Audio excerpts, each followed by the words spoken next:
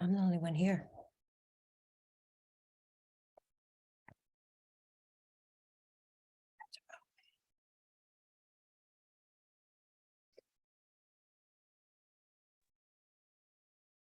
Hey, Mary Beth. How are you? Morning. How are you? Good. How was your hike yesterday? Good until it started raining on us. Oh, no. It was good though. Yeah, I love it up there. Where do you go? Right up the street from us, there's a circular Trail? around. There's a golf course on one side. It's around a neighborhood. Okay. And it has several trails that come off of it, and it's all full of torrey pines and giant sycamores. It's really nice. Don't you love? I just love. I mean, every morning, even in the rain today, we started out with a hike in nature, and it makes me so happy. I save the worms and do things like that. I love working with Hector. Are you going to come with him when he comes to videotape me? As long as I'm not doing something else, yeah. Okay. That'd be really cool. Yeah. Well, I mean, is it going to, he likes me to like interview people because then you're not looking straight at the camera. You know, so I don't know if it's that kind of meeting when we go up there, or if it's just you, he's recording you doing meditations. No, because I told him that it really worked well if somebody asked me questions. Okay. And he goes, oh, I take Mary Beth and she'll do that. Yep, exactly. So cool. Yeah. Ilona, Peru is imploding. I don't know. We might have to postpone a year. Janet, I don't know. I mean, Ilona's been calling and we've been texting, and it's just like they keep saying that they're going to have elections, and then they're bringing it forward. They're going to have elections earlier, and I mean, it's just, yeah. When the State Department made it a warning to travel. Okay. I was like, I still have to get that to you, but the train tracks were damaged. Yeah. Right. And then the State Department downgraded it, and I went, oh, I think Mary Beth needs to know this. Yeah, no, when I read about it in other media, because I get bombarded from people I know, they're calling the town where the train drops you, they're calling it the town of Machu Picchu. That was what was confusing me. So that town has been very, very affected. It's usually called Aguas Calientes, right? I mean, it's not, to me, I'm going, wait, Machu Picchu, because that is so isolated, right? They can keep people from going in and damaging it. Right. But it was the town that they were talking about. And now, yes, the train tracks that can't get there, but it's hurting the people themselves. So I don't know how long they're going to be able to hold out. Oh my goodness. My hearing, but I would say, Mary Beth, can you still go ahead and do the general? Because I have another man and his college. Daughter just graduated college, and she might be interested in doing a film of our trip. Because wow. So if you can get me that stuff, I can send it to you, but at least we can, you know what I mean? It's solidified. Yes. Okay. That would be 7 of us if they all 7 just on from here. Okay. Yeah. We'll do that. And I have to say, I was really disappointed. And then I just went, well, there's a reason. Yeah. It just seems too unstable. It does. Yeah. Hey, everybody. Oh. Hey. Hi, people. Can you hear me? Yes. Okay, good. I'm trying. I've got house guests. I didn't want to, disturb you or them. So we're trying AirPods today and see how it goes. Are they the people from Croatia, Lisa? Slovenia. Oh, Slovenia. Yeah, actually, most everybody went home on Friday and Thursday and Friday last week, but Mary is going to be here for a couple weeks. And then our friend Lori came down from Vallejo, and I think she's leaving tomorrow, but she's been down here for about 10 days. So yeah, it's all good. How fun, how fun. I get to see on Facebook some of the fun things you guys are doing. It looks like one party after another. Yeah, it's a lot of eating. I'm just going to throw that out there. And I don't think I've eaten this much in my whole life. So yeah, it's been nice, really nice to have this great quality time. But yeah, I could use a little less food and a little more exercise. So yeah, it's been nice. Oh, good. I was wanting to ask Marilyn how Harry is. Okay. There's still stuff. Back to the cardiologist. They did more tests. There's things. Think good thoughts. I think it'll be okay. So we'll know more on Thursday.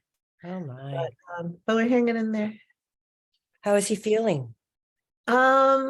Still, it's weird. Another drug started, but another one was cut in half, and he's still, the side effects of these things are nuts. So it's really hard to know if what he's feeling is more heart related or just from all the drugs. But I think the drugs, I mean, he's cold all the time and really tired and foggy and memory and just, I mean, he's his sweet, wonderful self, but it's really, it's frustrating. I was just telling him, I know when I was sick, it had to be way harder for him than it was for me. And it's really true. I don't know how, when someone you love isn't okay, you're just like, when it's you're inside yourself, you're okay. Somehow, you're okay, So, oh, there are cats tussling over here. They know I'm worried, so they tussle. But yeah. So Well, we'll keep thinking about Harry, Marilyn. yeah. So Good you keep thoughts. us. I think it'll be okay. Okay, good. Yeah. How are you doing, Marie? Did you get a haircut? Yes.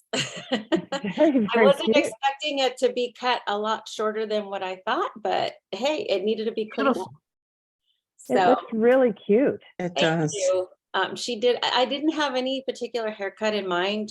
I just said, can you just clean it out? Because the ends are the ones that get really gross. And so she went trimming and it ended up being shorter than what I expected, but it's all good, very manageable. It's amazing, right? Okay. Yeah. I'm going to take this time. I'm going to take the headphones off. We'll just have to deal because it's giving me some feedback. So bear with me, you guys. Go ahead and talk amongst yourselves. Have we talked about what the meditation is today, or? I was going to lead one on trying to figure out what you're carrying that might interfere with the happiness and all that you'd like to be and achieve. And so anything that limits you, if that's okay, does that sound okay? Oh, good. Very good, very appropriate. Oh, good, good. Always very appropriate. Towards the end, can we do a little focus on healing? Because I think everywhere I seem to go, there's somebody that's not feeling well health-wise or something. And I've been spending a lot of time sending a lot of healing energy out into the world. So I thought maybe we can focus on those that, we know, send some healing out. That would be great, because I know Harry needs it. The more, the merrier, right? For sure. That's a great idea. That's a great idea. I don't know if any of you ever listen to Tony Robbins, but I've been listening to his 5-day breakthrough thing. Has anybody know about that? 1.4 million people have been watching this thing, and it's like, hurrah, go, go, go. And sometimes, like, I'm so spinning by the time I go to bed, it's like I can't even go to sleep. It's really interesting to look at his energy and feel it. And he was talking about his relationship. His wife came on, which I'd never seen her, and they were talking about how their relationship is going, and they've been married 24 years, and they just had her do a surrogate pregnancy where they've got a 20-month-old baby. But they were talking about how happy they are, and somebody in the chat was going, you've been married before, you had kids by another person yet, and they were doing all this criticism, and he just rolls with it. It's so cool that he just doesn't take it as anything but, yeah, I've lived my life and I've made mistakes. It was very cool. Oh, I haven't actually heard anything by Tony Robbins. I mean, I'm very familiar with who he is, but I've never really listened to him speak. So he was 17 when his mom pulled a gun on him, and he left home and used 7-Eleven as his address, and was homeless, and then was able to, like right now, his goal is to feed the homeless, because he knows what it was like to live on crackers and peanut butter for a long time. And he went from 5'1" to 6'6" in 10 months. My dog is like playing. He had a pituitary gland tumor, and it made him grow all that way, and just from a little tumor on his brain there. And it's interesting. All of it's interesting. Yeah. Not an easy life. no. Well, should we have Marilyn start with our protection, and then we'll and it was very nice, Marilyn, in your absence last week, Robbie volunteered to do the protection prayer. I thought she did a nice job. So Oh, awesome. doesn't mean you weren't missed. It's just meant that Robbie did it. Yes. And when we do our healing, let's keep her husband Barry in the mix. He's been having some eye trouble. Okay, So, sounds good. yeah. I haven't, one quick question. I haven't talked to Mimi since a whole bunch of days. Anyone, I know her son was home. Do you know if he was placed yet? No, I gave her some names and phone numbers last Tuesday, and then I haven't checked with her since then. But Okay. she talked about how amazing it was that you said he's on his way home, and he was. It was just like so cool, Marilyn.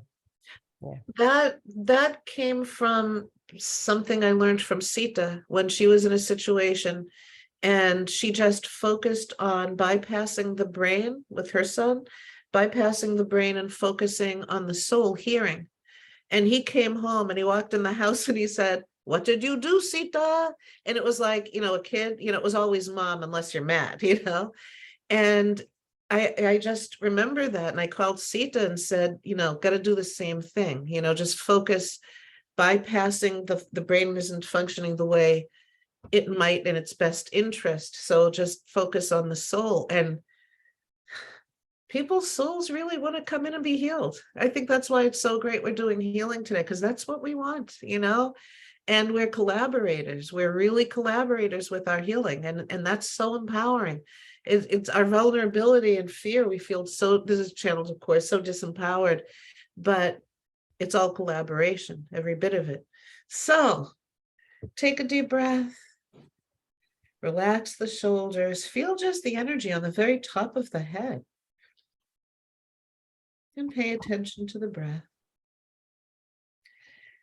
And feel that energy on the top of the head, like just sparkly, warm love raining down.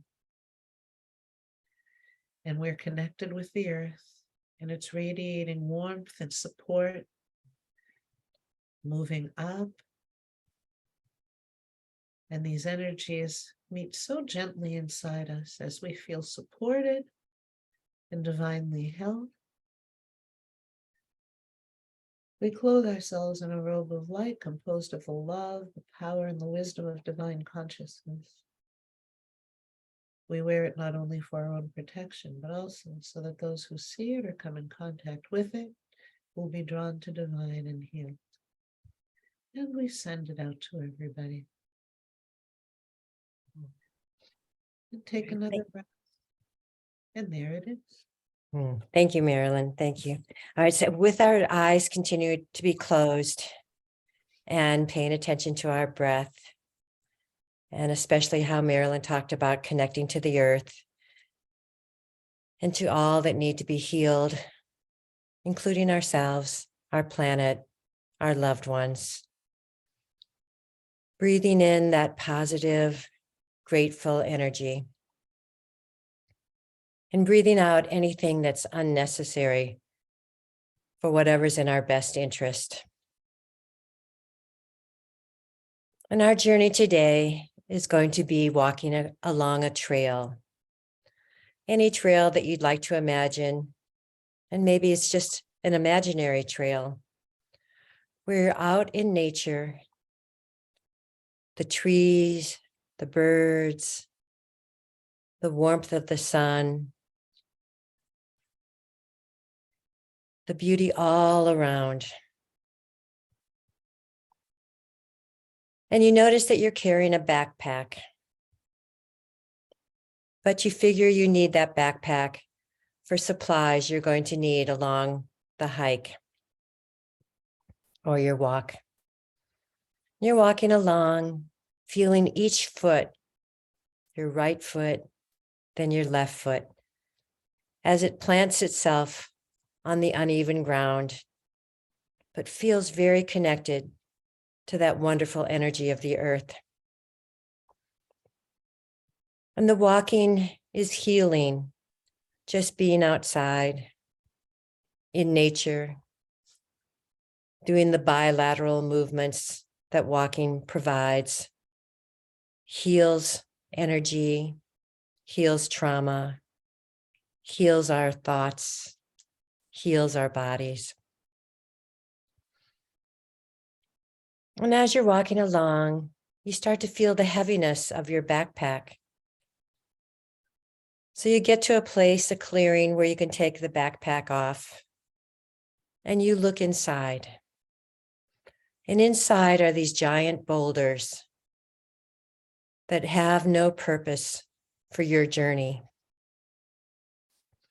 And you take out the first boulder, and it represents carrying the burdens of others, carrying whatever you feel you need to do to make sure everyone else is okay. And we love and care about so many people. They have their journeys. They have their pathways. We cannot carry them. We can love them. We can send them energy. We can send them blessings. We can pray for them. But unless they're children, it's really hard to try to carry them. So you put down that first boulder and you say, I'm sending all the people that I care about love, energy, prayers, blessings. And I'll keep you in my heart, but I'm not going to carry you in my backpack. And it might feel unusual because most of us are givers and helpers. But we leave that rock and start walking again on our pathway. Being aware that our backpack is lighter, but also being very aware that our hearts can care and love and send healing. You're walking along, looking at the birds, seeing the butterflies, the beautiful flowers, the trees, the squirrels, the bunnies, maybe even deer. And you notice again, the backpack feels heavy. You find a clearing, take out another boulder. And that boulder represents the worries and concerns you carry about yourself. Worries that just preoccupy you. Worries about health or money or career. Worries about the world, about the future, about all the things that we as caring women can preoccupy ourselves with. And it's not that everything can be or is totally healed. There are challenges going on. But we put down that rock, sending it love, sending it gratitude that we care, sending it peace, sending it healing, but realizing that the time we spend on worrying and on anxiety holds us back from our journey. We pick up our backpack again, leave that boulder, and feel even lighter than we felt before. Probably to the point where we can sing or not feel stressed by walking along the trail. And what a great feeling to not feel stressed. But the backpack still feels a little heavy. So we pull over to the side and take out any other rocks or stones. And symbolically, these represent our limited beliefs that tell us that we're not enough, that we're not smart enough, or pretty enough, or have the right skills.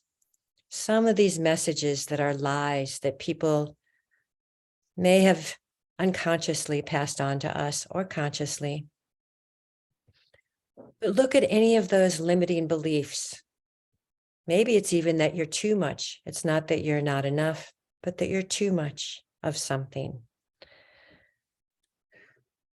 And try to really bring them forward so that you can leave them by the side of the road, so that your journey and your pathway is open without limitations. So anything that's a challenge for you right now today that feels like you might hold a limiting belief, bring that belief forward. Look at it.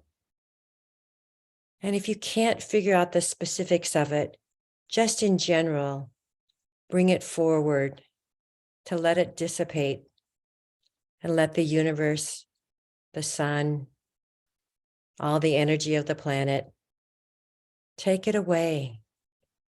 No more limiting beliefs. If one person can do it, it's possible for all of us. So as you're thinking about where you want to be, or who you want to be, or what you want to bring into your life, be conscious of anything that's holding you back and leave it by the side of the road.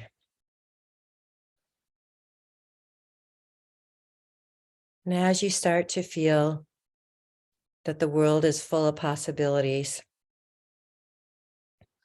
you actually put down the backpack and say, there's nothing I need to carry anymore. And you start walking along the trail, really being able to sing, dance, skip, run, whatever you'd like to do that makes you feel lighter. And you look ahead at the pathway ahead of you.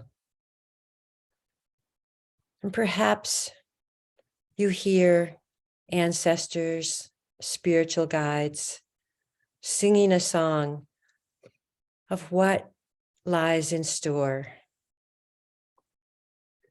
If it's money or greater health, abundance, compassion, understanding, happiness, joy, strength, whatever you'd like to bring in, you actually see maybe those words along the pathway shining, whispering out to you, letting you know that as we're leaving winter in the next few months, spring is going to come. And the warmth and the newness of spring brings even more opportunities to grow, to touch the lives of others, to bring in the love, the money, the joy, the freedom, the health that you would like for yourself and others. So you stand there on the trail, seeing the neon lights of the possibilities, feeling the warmth of the sun. And the sun is whispering, it's always there to give you energy, to warm you, to help you. Just like your ancestors, just like your spiritual guides, just like the voices from our soul. And the pathway starts to disappear. And you find yourself back sitting, standing, wherever you are, letting your energy be connected to nature and the earth, but also feeling the flow of energy throughout your body, surrounding you, and going higher into the universe. And also feeling the connection with the women here, the women who can't be here, but want to be here, and sending love and gratitude for all of it. Taking a breath in, a breath of gratitude, a breath of appreciation. And when you're ready, coming back to being here on the call.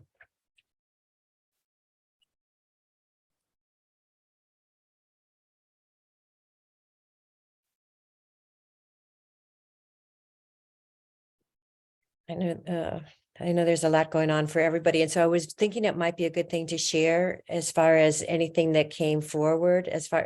I have this limiting belief that I'm too much, and so I'm always trying to hold myself back.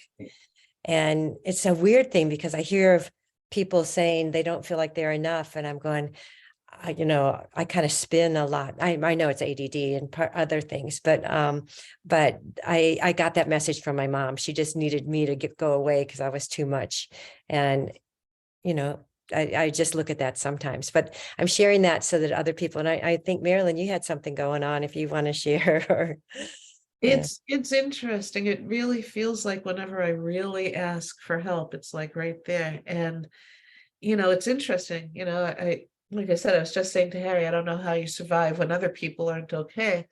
And he's okay. I don't mean to make it so big, but it feels like I'm either in the spiritual place of like the big picture, or I'm like this in abject terror. And so it's really kind of cool because it's yet another layer. And as the last couple of weeks, I keep hearing part of the growth is the adrenal system, the fight or flight, the antenna. We took this on, and it isn't to fight it. My whole childhood, it was like, get out of here. I would go out and fly around. I didn't know how to be here. So now I'm learning how to be here, and it's really good. It's just so interesting. When I ask for help so it's okay to have the feels and the terror, because if I had terror, I would just go out there, So I'm trying to stay here, but it's interesting because the feels are a blessing because it allows us to connect with each other in challenging ways that we don't have that challenge if we're all out of body.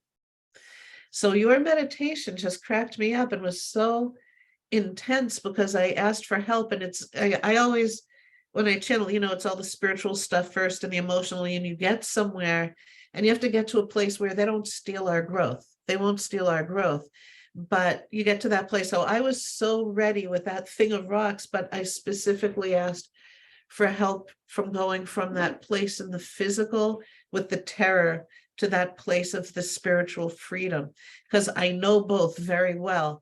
It's the road to get there. You literally did the road to get there. And that there's what happened here in the meditation, but that is just so, and that's the state of grace that's always going on, even with the adrenal system and all the craziness. So for me, it's about integration, and a part of me was like just observing, knowing it already, having done it already with you in this, you know what I mean? Almost as a memory, because it was time. So but it was so specific that it's just a cracker. So I'm curious how it was for other people as well. But specific, yeah, I asked for God, the path, and it's the trees, really, yeah. Thank you. Oh, you're so welcome, Marilyn. Yeah, anytime we can get outside of this, heaviness of the world, it feels so much better. And if we didn't have the challenges, who would we be? I was really thinking about that on my walk this morning. Like, thank goodness I have to work hard because it makes me a better person to have to work hard. I'm grateful for it. Yeah. Can you hear me, by the way? Mhm. Okay. So a couple things about the meditation. First of all, the first boulder, I think we all as empaths understand caring, and that's a really hard thing to step away from when you feel, compelled to help in any way. So caring, that was a really hard boulder to set down. You know what I mean? It was just something, it was contradictory to how I think. What you said earlier, Janet, in regards to your mom, those last little walks and pebbles, that's, as I was discarding them, they are remnants from my mom. The negativity and the constant berating and belittling, and the same as you're not enough, and you're not pretty enough, you're not good enough, you're not. And look, she's on a path of fixing herself now, so I'm very supportive of that. But it doesn't mean that doesn't stick with you. And even physically sitting there and discarding those negative feelings, that last one, really hard to shake those feelings. I mean, they creep back in all the time. And I know when we did the 4 agreements, and in that book, it gave us tools to do that. But boy, I sure find that a struggle to let go of those negative thoughts that were implanted when I was so young. And I'm constantly questioning myself. I might do something that I'm kind of tickled that I had the ability to do, but my second thought is to doubt that I did it right, or doubt that I should have done it at all. So I think that those lingering negative thoughts are so hard to move past. And so when you said that about your mom, of course it triggered. So I've been triggered. But yeah, I thought it was really nice meditation, Janet. I very consciously stuck with it I did wander away a little bit on the second boulder, but I came right back, finished the journey. So thank you for that. I thought it was lovely. No, that I'm so glad. And you and I had very similar mothers with similar personalities, and all I can imagine is how much pain they had to be in to do that to us. And then it's like, and then I go, wow, you want me to get stronger or whatever, fine. But there are times when I pull away from people because I just feel like I'm going to be too much for them. And so I get space, and I probably err on that side to do that. No, but it's interesting for you. I see you out with a lot of people like, okay, I'll be out there. Put it out there. So Marie, I think that you had asked for us to kind of make sure that we included people that are not healthy or that are ailing. Did we accomplish that? I think, yeah, because we were focusing on healing as well. It just seems like lately I'm coming across all kinds of people that are having some health issues. My mentor is one of them.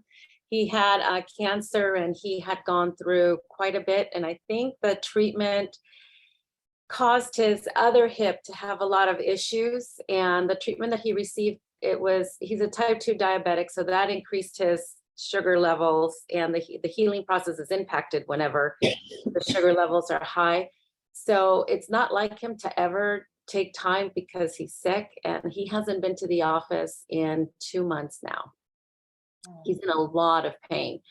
And yesterday, I constantly praying for him as well. But yesterday he messaged me saying that he sleeps a lot of the day because he's in so much pain.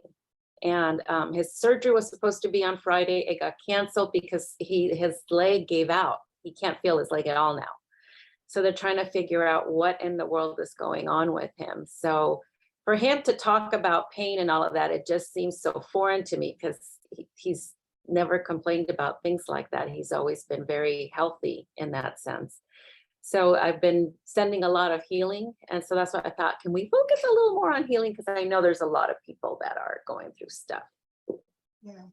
Maybe we can name them before we do the healing at the end, you know, put the names into that, you know, like Barry and Harry, that's funny. Let's do that. Harry. One funny thing, when Harry worked at Children's Hospital in Massachusetts in Boston, they arranged their desks, the three of them in the finance office. So when people walked in, they introduced them as Tom, Dick, and Harry. Really? That's so cute. So, yeah, I agree. Hold on just a second. Mary, I think Mary Beth, you wanted to say something, right? No? Okay. No, but it was very helpful. I love that imagery, right? Taking those boulders out because they come back, they grow back.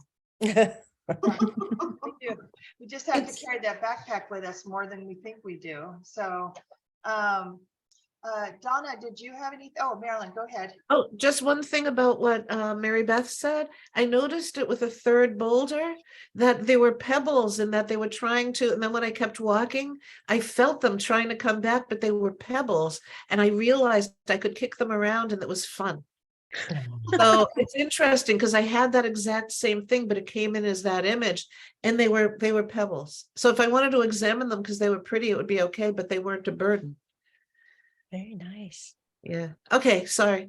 Back to Donna. What were you going to say? I was just going to ask Donna if she had anything she wanted to share with us today. Oh, I think my mother was with yours and Janet's, and I talked to her yesterday, and although it was not a bad conversation, it was a difficult conversation. I think mostly because her hearing aids, like they're trying to hook up her hearing aids with the computer and the television and the phone didn't do well with the hearing aids. So the conversation, like I was hearing like one word out of every three, and that part wasn't really great. But I was like wondering this morning in my own meditation, like, how is it that she still manages to hit my triggers in quite the way that she does? Because I know she installed them, you know, I mean, that's part of the thing. And I get where she's coming from a lot of the time. I just so definitely disagree with it. But Janet, the meditation was lovely. And as usual, by the time we got to like the second boulder, which is what, about 3-4 minutes in, I didn't hear anything else because I was just so far into it or out of it or something. I mean, I heard the coming back part, but that was like the last thing I remember hearing was about the second boulder. And that really felt nice to just be able to like drop it all for a couple of minutes. Right. That's a real state of meditation, right, Donna? It must be, but I really feel bad because I don't hear the whole of it, but I know that you did a fantastic job. It's okay. It's okay. Sometimes our brain just needs a break and needs to like just have nothing, right? Yeah, I get it. Hard to get to that space, but you are actually really good at maneuvering us into that. No, thank you. Thank you. Maneuvering. That's a good way to put it. Navigating? Is Yeah, navigating like better? navigating as well. But as far as the mom thing, Janet, I mean, it's been your struggle as well. What are the tools that we could use to, basically eliminate those thoughts? I mean, I keep reminding myself she's trying. Well, I don't know what's going on above my head, but don't worry, guys. Okay. The thought forms. I froze. Hang on. Talk amongst yourselves. There I am. I'm back. Boy, could you guys see that? Yeah. My Your thought forms. My brain was exploded. It's very visual today.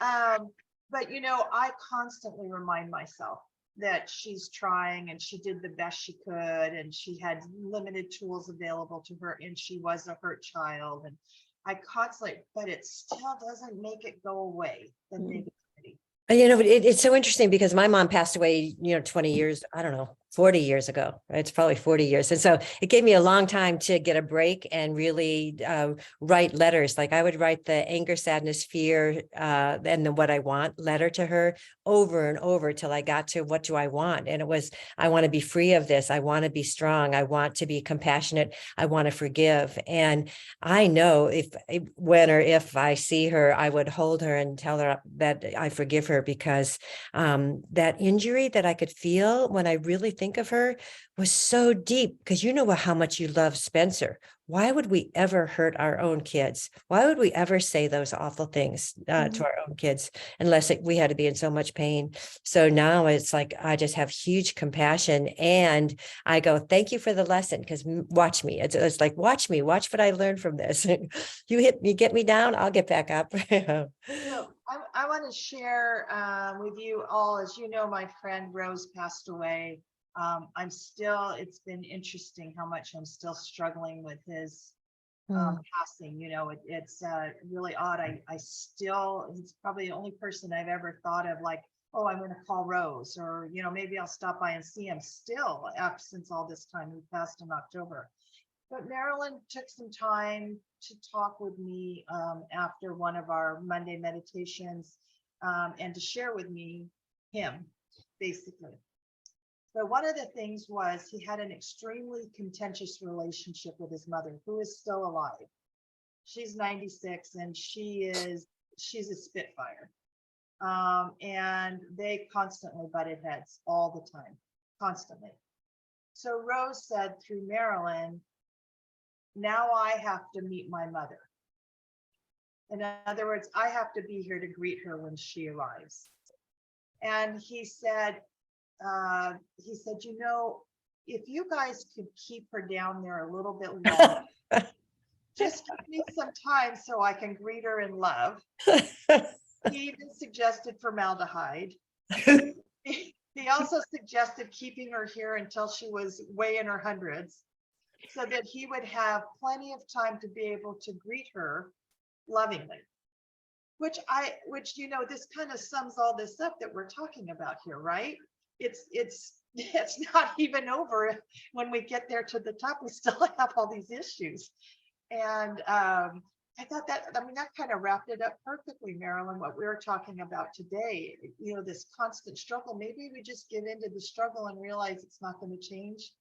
And then we just continue to work on being positive ourselves. Because if Rose is up there right now going, keep my mother down there for a while, formaldehyde, that just tells me right now that, you know, it's a long-term battle. It's not going to get over when we leave our earthly plane. Yeah, but here's something to add. I was thinking thoughts of like, oh, what, you know, thoughts. And he went, no. He just went, tell her this, I'm in charge now. I call the shots. No trouble with my mother now. Bring it on. And then he went, a little more. He is hysterically funny. Yes. You know, he's very, very sharp. And he says, and I'll try not to be that sharp a bleed when she gets here, but he wants to comment on something, because coming in, he can hear what I'm thinking. And I keep thinking with everybody talking about their moms and, you know, thinking about my parents and all of that. And he's saying too, he says, especially in his situation, we chose maybe to teach them unconditional love, maybe to find if we're capable of, he says, for me, this is him. He says, for me, it was to learn if I'm capable of unconditional love. And he says, Lisa, I am. Yeah. And he says, I see her wounded self. And it's very hard to see when you're 6 years old and your mother basically, not literally, but, you know, for the most part, punches you in the stomach by pushing you away when all you have is nice. So maybe that's why we came in. And the other thing is, and he just looked at me and said, yeah, because I was thinking this, but I'm going to channel his talking about it. He wants me to tell you that, and I've said this before, and I've learned from channeling, so many of us are doing it here and now. He tried, his mother would not engage. So that hurt his stomach. So you go so far as you want to, but I'm realizing the people I'm called on to channel for, because I can't do that much now, unless, I mean, it's a real crisis in time. they're doing the thing and I just heard that we're all doing. We're doing the process here and now. We're doing the life review. So talking about, do we pack up our suitcase? He's saying, hell yeah. But you're in light. And once you're out there, you know, it will be resolved. You're all in light. Love wins and just fuck it. That's him. And he says, and that's where I am now. I'm really not having angst about this. But I realize that you girls, and he just said it with like, and not sexist misogyny, but he's like, you girls, you're figuring it out here too. You're walking way out onto the plank, but not jumping because there's no need to. You're feeling the sun and you're standing strong while you're out there. And I did that more in my life than I realized. And for that, I'm grateful. And I can go on and on about my bestie over here, but you know, she'll get all shy about it. But he says, do you know how many people come in around each of you to listen and participate? And anyone's mama who's out of body, who was a real, you know, piece of work, if they're allowed, they're standing near you. And Janet, your dad says, you know, your mom inches in whenever she can, but he holds the boundary. They're all working with us, but we committed to coming in to love them, because that's the birthright, is you love your parents, and you do. This is still your pal here. He says, and you love them so much before you learn to know better. And then the deed is done. You love them, so you internalize all of it, and it makes you sick. And it's one of the best gifts, because that sickness goes up to your heart, and then you let yourself cry, and then all you have is love. And that's all I have for my mama. And I call her that now. Before it was like, you know, he didn't even like to see, you know, he didn't want to give her that moniker. He says it was not right. It wasn't fair. You know what? They teach us things in their ignorance, but we chose it. So you're not going to hear any bitching and moaning from me, because he's laughing. He says, because he could do that pretty well. Yes, he can. He's exceptional at it. Yes. Lisa, what happened? Because it sounds like he died so suddenly. He did. He died of not aortic aneurysm, but some sort of aneurysm. So, and Marilyn was able to kind of console me, because I was concerned about how he passed. And he just went. Yeah, it was quick and easy, and it was over, and it was painless, not painful. Sorry, Rose. It's painless. And so, but it was just a surprise to all of us. You know, it just came out of nowhere. So, but yeah, I appreciate you, Marilyn, so much, helping me continue to heal from that loss. Oh, I'm just grateful to be able to be part of it. Anything. Yeah. You know. Ilona, you've been a little quiet. I know you've been taking care of your birdies. They've been very needy today. So that's why they stayed a little bit longer. Otherwise, they would have just screamed the whole time. So it was like, no, we're not screaming the whole time. So the only thing I want to say is each of your mothers had truths, but that was a truth for them. And what their truth was, a lie about you. And it's okay for you to recognize that your parents lied about you because they didn't know any better. And a lie is not worth something putting your energy into. Ooh. Wow. That cuts right through. Ilona, and on that note, everybody have a great week. Wow. Mic drop.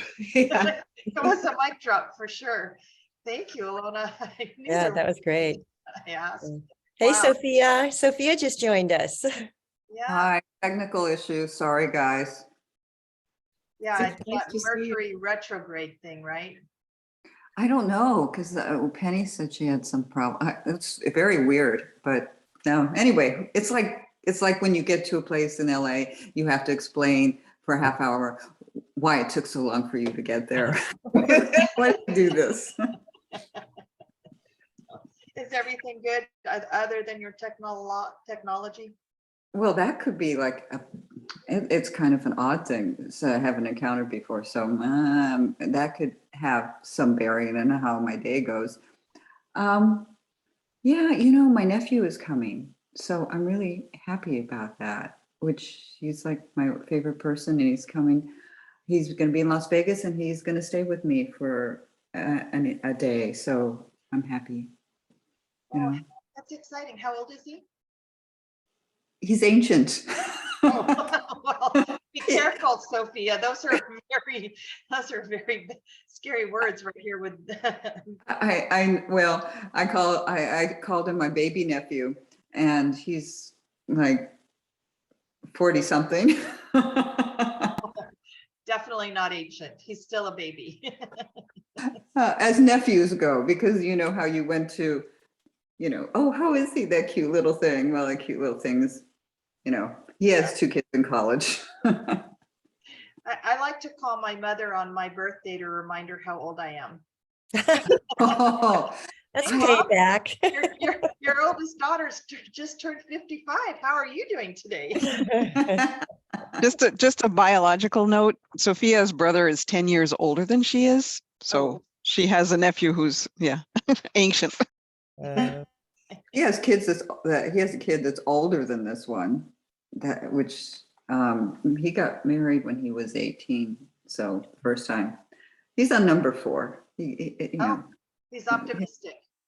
Well, he's looking to repopulate this part of Southern California. So, and he's done well, Single-handedly. Lisa, I actually have a friend whose wedding I attended on Zoom, and then he is unable to be monogamous, and they both declared that they're getting married, him for the 4th time, because they're optimistic. So is that a thing? I don't know, but I guess they're starting that relationship on a really honest foot, right? Well, here, you guys, I mean, with respect to that, Mary Beth, when we were kids, it was called swinging. People had different partners, that was normal. But now it's polyamory. And, like my friend Tomas's kid, they have a class, she's going to a class in college of polyamory and how to do it successfully. Yeah, I mean, swinging was a little different because that was, just for the night, and it's whoever's key was still left in the bowl. I think something like that. But I mean, even now, there is a symbol for someone that's interested in swinging, and it's an upside down pineapple. Oh, I thought maybe it was an earring in the nose. Remember when you were gay, it was like an earring in the earlobe. But if you see an upside down pineapple, that they did that means that they're interested in spending some quality time with you, or somebody, or anybody, or all of you. Well, but the thing is, to the marriage part, that also, which is interesting, and it's an extension of what you're saying, explaining, Lisa, it can be a committed relationship with more than one person. Yeah, the polyamory, I actually have, I'm not going to say she's a good friend, but I do have a friend who is in a polyamorous relationship with 2 men. And they all live together in Canada, and she calls each of them her partners, and the 3 of them live, I guess, between themselves a monogamous life, but with the 3 of them in one household. I don't ever ask for details. I want to know. Maybe we should have her as a guest one day. Well, everybody wants to know, I'm sure. Well, Don't. Ilona doesn't want to know. I think it's different though than I expected, because my first go-to with respect to something I frankly know nothing about, polyamory, really very little, but I always think of this as being somehow a disadvantage for a woman. I always think that's where my head goes immediately. And Yeah. I'm inclined to support that perspective. Talking to her, she thinks it's the best of everything, right? And she's got these 2 people that cater to her and love her and hold her up and on a pedestal kind of thing, but kind of have to agree with you. but what do I know? I've been single forever and in 2 bad relationships. So really don't ask me. Let's ask Janet. Well, you know, I was thinking traditionally it was a woman with, I mean, a man having all these women, but your friend is changing the rules and saying, I'm a woman with all these men. I don't think our world is used to that. And so we have to really try to see, you know, what that would feel like or be like. And it's expanding our brain to even to think about it, because we are usually so monogamous, and it's the men who want the polyamorous kind of thing. Absolutely. Yeah. So You know, I when you said that, Janet, you reminded me that I had a friend who, unbeknownst to her, her husband, she lived here in Orange County, had another wife in another country, and for many years, and 2 kids. And at one point, after about 10 years, he brought the other family here. And this is how screwed up women are. This is like the strongest woman who always spoke her mind, who managed the business, and, you know, very outspoken. She went out and she was looking for a house for them. And she's taking care of, you know, the little one, because she really is an attachment to him. It's like, well, yeah, that's more what I think. And maybe that's why my head kind of went to, this is generally not an advantage. I mean, we think of harems, right? You know, but I like the idea of 2 men, because one can be the fixer, like the person who likes to fix things, and one can be the intellectual. Okay. And then if you need a night off, they can hang out with each other and just bro around and what. Oh, so true. They can go into the den and watch NFL. Oh, I think it's great, and then I don't feel obligated. Okay, before this day is over, Sophia and I will have all the rules for a polyamorous relationship. This is going to be great. This will be fun. Should I change my information on my dating site? That'll like broaden my choices. It's so hard to do with one person. I know. Like exhausting beyond belief. I'm really trying to imagine it, Ilona. I'm trying to imagine, okay, I'm going to bed. Which one do I choose? How do I choose it? What, you know, do you have enough energy for all this? I mean, it's really, if you think about it, you guys, it's mind expanding. What if they were both sick at the same time? Oh, they're so whiny. This is true, but I think it would evolve kind of naturally. You'd end up having a pattern. It's like anything else, you know. It's like, oh, it's 10 o'clock. The dog wants to go to bed, and, you know, and then whatever. Yeah, I think I'm gonna opt out. Yeah. I think it's more than I can handle. Idel, I see you shaking your head. Did you? I like them one at a time. I am on number 3. That at least has worked out. We're 24 and a half years. And it was his birthday yesterday. And it was his birthday yesterday. Well, tell him happy birthday from all of us. I will. Marilyn called to sing. I bet you made him something really delicious. I think about all the food you make. And I made a banana cake with a malted chocolate frosting with chopped up Whoppers, you know, the malted milk balls on top. Yeah. It was really good. I have to say. We've done a lot of eating out. And croissants. You made croissants. And I made croissants. Yeah. And I made, if anybody goes to my Instagram page, I know Donna does. I made really nice breads. We met friends from where we used to work, Meditech, Friday night. So I always bring them breads as gifts. So I know. Yeah. At her house, a baked good is a parting gift. At our house, it's a cat. What were you about to say, though? What else? Oh, I have no idea. But yeah. So if you knock on my door, you leave with some type of frozen bread product. So come on down. I I think we have within this group some really good examples of relationships, successful relationships between you, Idel, Donna, Mary Beth, and Marilyn.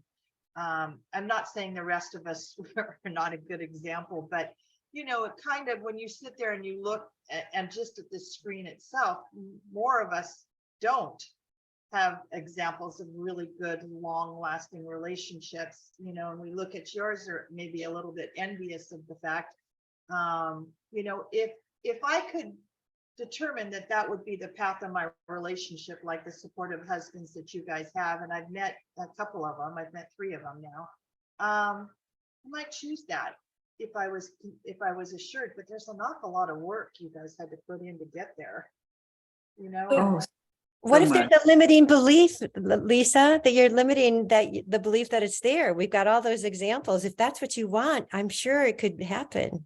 I'm just too tired, Janet. You know, Lisa, Trying to train somebody.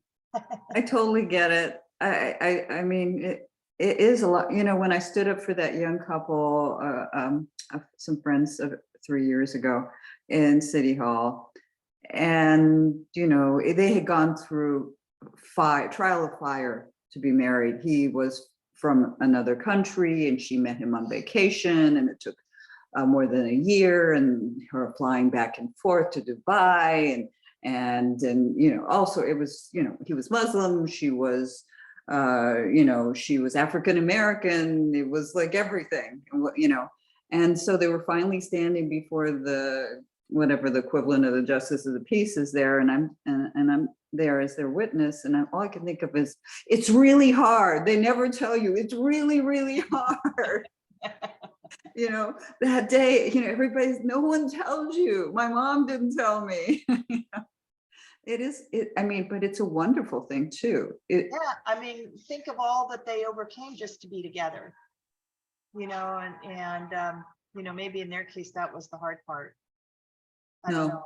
No, okay. No, because there's, you know, there's still, their cultural backgrounds are entirely different. She's so American. She doesn't see any benefit in going back to Pakistan, like for instance, like who would want to go there? That's where he's from. That's where his family's from. So, you know, you have to grow in it. Yeah. You absolutely have to grow in it.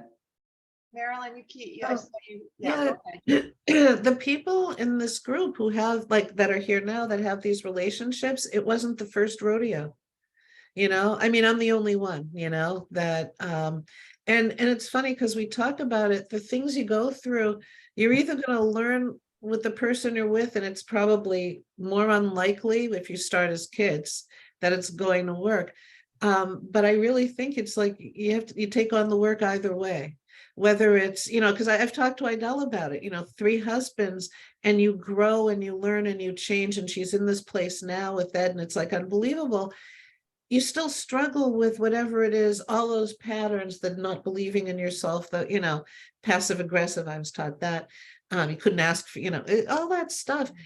If we're willing to, we're doing it all the way through, regardless of if we've been with the same person. So Harry's just suffered longer with me. But for everyone else who's in that kind of relationship, it wasn't, again, the first rodeo at all. Right. You know, so there's so much growth that happens, you know, and I sometimes think, you know, it's easier when you're in it for so long, like where, you know, next week is the 49th anniversary of our first date. And it was only because he took so long. It could have been 50, but, you know, but it's funny. I think it's easy to become, you know, we go on automatic, and I bet if when you're single, you do that too. It's you just go about your business and you do your stuff, and then you realize and you carry boulders and you work. And I think the choosing of consciousness is just opening up the heart, and I think we all get there, being connected with our soul family and with the people we love, and however we do it, you know. I mean, I'm thinking of the depth of the relationships of the people I know, and it's like tic-tac-toe. You're like here, here, and here, and all of you have been through whatever before this, you know, and all that adds to it. So, you know, just remember, you know, what God's biggest secret to all of life, what makes the flowers go, a whole lot of shit. So I mean, really, when you think of what manure and plants, I should be classier, sorry. Go ahead, Ilona. I just want to say Jane Goodall was interviewed, and I think she's been married 3 times. And the interviewer asked about that, and the interviewer said, well, how do you feel about your 3 failed marriages? And she said, none of my marriages failed. Each of them was a spectacular success. We learned what we needed to learn, and we moved on with love. Wow. I love Jane Goodall. I didn't know she was Wow. married 3 times though. Yeah, I left off with her after marriage number 1, so I didn't know. Yeah. But I think that's really fabulous. What a Yeah. lucky woman. I can't say that. I wish I could, though. And Yeah. she likes to drink whiskey. At this age, she drinks. Yes, every night she has a little, yeah. Mhm. Well, But I think for me too is I learned, first of all, I had my amazing 3 children from hubby's number 1 and 2. So that was one of the reasons we were together and learned through this. But I don't think this marriage number 3 would be as successful if I didn't learn the lessons I needed to and grow into the person I am. Not that, you know, I still don't have a lot more growing to do. If I didn't work through, you know, those 2 marriages and say, hey, I'm leaving all of this shit, it doesn't work for me. You know, you can't take it into the next relationship. So it definitely made you see what you should, what's compatible with your being and what's not, you know. So, I think when you've had a couple of marriages or a lot of relationships or whatever, you learn to get your voice of this is okay or not okay. And then I'd love to know from other people how they feel, but the idea of compromising now gets so difficult for me to even imagine. I love my freedom. And if I had to say, is it okay if I go out tonight or whatever, I would not like that. I don't know. Ilona, were you going to say something? So, you know, at some point in the future, I hope that this becomes real, but I think one of the better options for people, and this was actually in a sci-fi series a long time ago, I think it was called Earth 2 or something, but it makes a lot of sense. And as far as the heaven's concerned, this is much more effective than the way we do it. Is people contract for a period of time. We'll get married for 3 years, we'll review it, and then we either continue or we end it, and there's no divorce. It's just a time-limited contract. And I think if we started to implement that now rather than later, I think so many lives would be so much better. I Well, love the idea. Love it. it's funny you say that because my husband and I always say every 5 years we'll review. I think people I would be have on their neighbors best that do that. behavior. I still think women would get the short end of the stick on that one at You know, this my point. Necessarily I because do of- have neighbors who do that, which I remember the South African couple I was working with. Yeah. Well, they actually do that, and they do it. They do 10 years, and you know, I had a visceral. I'll be honest, you guys. I mean, I'm not evolved enough. I had a visceral reaction to him telling me that. It wasn't a positive one. Maybe because I'm insecure. I don't know. It just. I don't think you need to judge that. I think that this is a really new, more evolved concept, and it takes someone with a great deal of self-confidence and strength to say, I have the right to choose how long I'm going to love you. And it might go on or it might not. What? You have the same right, and I'll respect your choice as you respect mine. So I don't think, Sophia, it's about anything other than your own level of self-acceptance, self-awareness, and self-empowerment. And the biggest thing for a woman, every woman needs to know how to support and take care of themselves financially. They need to know how to be stable. They need to know that they have the freedom to leave any relationship at any time. When you're giving birth to children, everything's off the table that way. And that's a vulnerability that our society has not provided for in any significant fashion.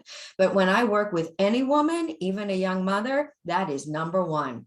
Where's your money? How do you support yourself? And how do you know what you're going to have for yourself if something goes caca? Because at that point, you're empowered. Then you can really stand up for yourself and nothing's in the way. Yeah, 100% agree with you, Ilona.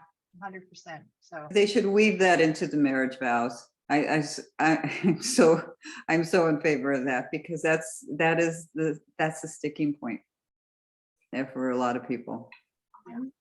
Okay, I'm going to put Marie on the spot down there. She's been very quiet and smiling a lot. So Marie, what are your thoughts? I agree, because I mean, I've always been somebody that could take care of herself, but I was under the illusion that I was supported by my husband. And I think that was the rude awakening for me, because I'm the one that made the decision to leave the marriage. And so this year and a half, or a little over a year and a half, has been about learning that I've always had it, because I really have always had it, right? It's just the illusion that I was holding on to. That was the attachment to the illusion.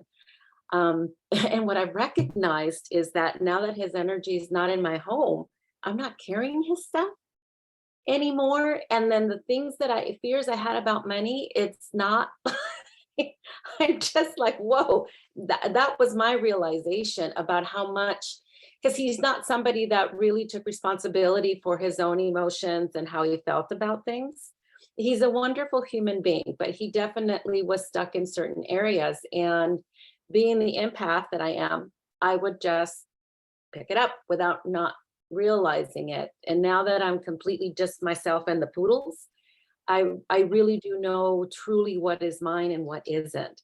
But it was definitely a journey, because I bought into that idea. And I think, and it's also how we're socialized as women. And I realized that no, I was reminded, because my grandmother growing up always said, keep cash in your purse, because if you're on a date or something, you may need to get a taxi or something. And then she consistently said to me, get an education, stand on your own. Right. And I did that. I got the education, and I thought I stood on my own, backed up, because my marriage was 33 years. So, and I thought, oh, I just grew to accept that he was a part of it. But the reality is that I was the one that many times had to take on the lead role, because he wasn't willing. You know, now he blames me for all of that, but Yeah, of course, it's your fault. yeah, but it is a journey. And I do think that's how we as women need to empower one another, is how do we take care of ourselves? I mean, especially those of us that work with people. I've had women where they had no idea what their finances were. Their husbands took care of everything. The husband passed away, and now they're like, I don't know where everything is. I don't know how to pay the bills. And that's more traumatic to me from what I've seen than the actual loss, because they really feel helpless at that moment. And they have to learn all of these things at lightning speed, because they have to take care of themselves moving forward. So it could be rather scary, I think. I know for me, that journey was a bit scary, because I had to let go of those attachments. Yeah. Yeah, and I think it's scary for anybody to do that initial leap, right? I mean, you certainly don't leave a relationship full of confidence and, you know, capability that you're capable to maneuver this journey, but it takes some time. So it does. And to be perfectly honest, when I made the decision, I had no idea what was ahead. I just thought, you know, I can do this. But I think if I knew all what was ahead, I probably would have just stuck it through and forget it. No, don't say that. Don't say that. No. Cancel that. Delete. No, but I think at that time where I was in that space, because it was already a very hard decision to make, knowing how much emotional pain would be going through that, I probably would have reconsidered. Today, here where I am today, no, it's an adamant no, I made the right choice. It's still not an easy choice, you know, but I'm glad I honored myself in that way. we're glad you honored yourself too, Mary. We are. It's not this is the road less traveled, I want to say. Yeah, I appreciate that a lot. So, well, this was an interesting day. We went from carrying boulders to, you know, Freedom and liberation. That's right. Let's march. Should we do a minute of healing? You know, just do like a quiet time and put the names in? Yes, please. Okay. I wanted to add Hannah, my daughter, too. So why don't we use the visualization of a river of blue-green healing light moving from our meeting to all those whose names are said aloud? Or Okay. Yes. So, Ilona, I would like to add my friend Mary, who's dealing with some health issues here right now. And so I'm putting that out there, please. my cousin Lisa, whose mother just died. My mentor, Bruce Johnston.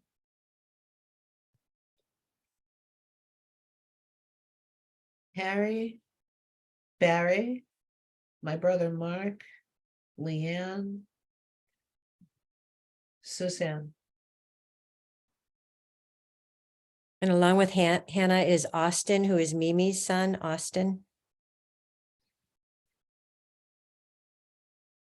How about Maria's Yes. grandson? Yeah.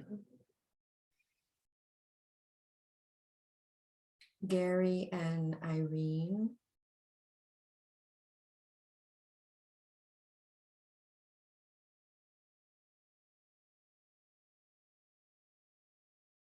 The Ukraine.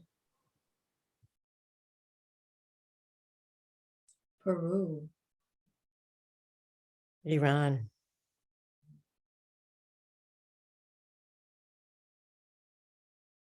Israel and Palestine. The United States. The House of Representatives.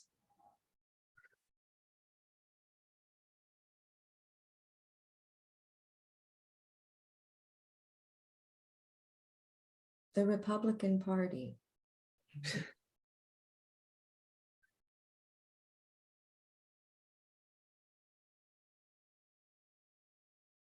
Everyone who's hungry and homeless or cold.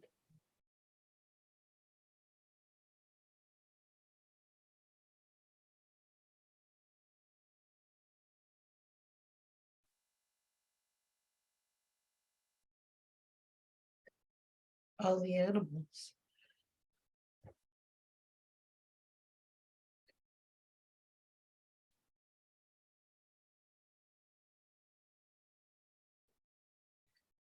Our out-of-body loved ones are focusing with us.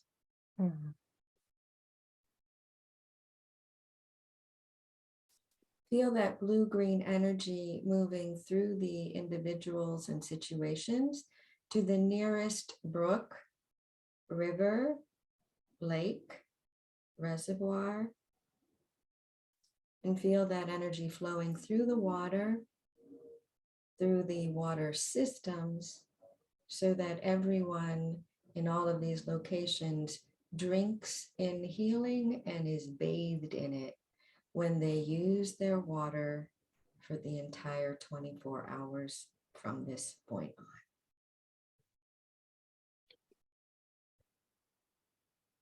on. And that includes animals drinking this water as well. So why don't we just let that energy continue to flow out any of your attachments to these individuals, and let the healing happen on its own. You are not responsible for that. The blue-green energy will do what is required. Let go. And on that note, ladies, I really need to leave. I've got Hi, Ilona, thank you for doing that. Maybe we could do this every time, end it like this. Yes. Bye, Ilona. Thank you, Have a great- Ilona. Yeah. Powerful. That felt healing and special. Yes. I was thinking that we have so much going on, and if we could spread it out with that kind of prayer or meditation, it would be really helpful. Okay, I like that idea. I think It's that was neat. wonderful. Because there was such a gathering of souls and angels and archangels. And then I just felt it, I'm putting it out there to all the people, and they went whoosh. And that goes in us too. We get to be included. That's part of the lesson too. The big one, that we're included. I'm just slow to the game. No, you're not, Marilyn. Before we go, I just want to make sure everybody, we're leaving all on a good, happy note. Good. I'm glad. Sometimes it's hard when we cover some of these topics. So thank you, Janet, for this beautiful meditation today. And thank you, Lisa, for being able to stick with it. So I'm really happy, patting myself on the back over here. So That's so good. Give ourselves credit for the good things we do, you guys. We have to do that, right? All right. Love all you guys. Please have a great week. Have a Thank great you. week. We'll Thank see you. you next week. Okay, sounds good. Bye. Bye.